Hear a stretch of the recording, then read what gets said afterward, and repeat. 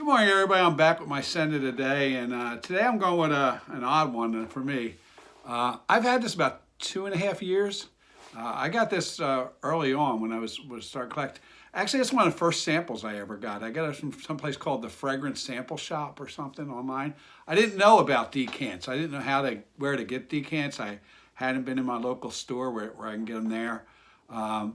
And I just didn't even know that Fragrance Net or some other places have them. And I didn't want to get in a subscription thing.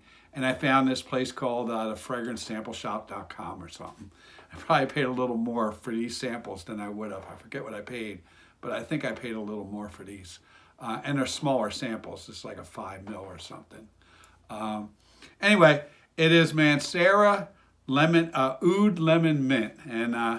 And like I said, I've wore this a couple times now. It's about the 5th time I wore it, but the first time I'm getting it on film, I think. And, I want something to wear today that it sits. It's been sitting in, I have a little box with these 4 little samples, and I rarely go to it. And I think the last time I wore this was last summer, at the end of last summer. And Mrs. Fritz didn't like it then. She gave it like a 5. And that's the thing about this. It's called Mancera Oud Lemon Mint. And I'm not sure when I'm supposed to wear this because the lemon mint seems like a summer and the oud seems like a winter. And, and too much of this in the summer and the heat could probably be real coying to some people. It is to Miss Fritz, it is to me sometimes. So it's something I have to be careful when I wear it and how much I wear. It's a nice scent. I'm not really, it is a nice scent, but I'm not really sure there's so many notes in this, and I'm not sure what they're trying to do. Up top it has lemon, coriander, pepper, and almond. And then it has jasmine, the ouds down there, the mints down there, and patchouli, I think. And then they have leather, amber, vetiver, and vanilla. I think that's all the notes. But they sort of go against each other a little bit to me. To me, they do. Sometimes I get like a tobacco smell out of that, and I think that's from like the lemon, the mint, the vetiver, maybe the oud in there, and it's like gives us this bitter thing. But then you get that vanilla, almond, amber, and then you get the everything else I want, the peppers and the spices. I like it. I've given it an 8 at times. I do bring my hand up. But I always wonder what people are smelling on me when I wear this. Sometimes I've told a story about Pegasus. Well, it was Craze. How I initially didn't like Craze. And that didn't have any lemon or vetiver. But it has a lot of stuff that this has. It has that bitter almond vanilla. And I'm not sure this has bitter almond. It just has almond. But I think the lemon makes it some bitter and the vetiver makes it some bitter. So... I can somewhat smell Pegasus on this, but with a lot of lemon on top of it. So, and vetiver, if that makes sense. That's what it's almost like, they took Pegasus and they threw some lemon mint on it. And this is my opinion, okay? And the other one is, I put it out there, is Ideal from Guerlain. I have the EDP. That's another one that has almond vanilla. And, you can get that on there. But again, you get the oud, you get the vetiver, you get the lemon, you get the mint.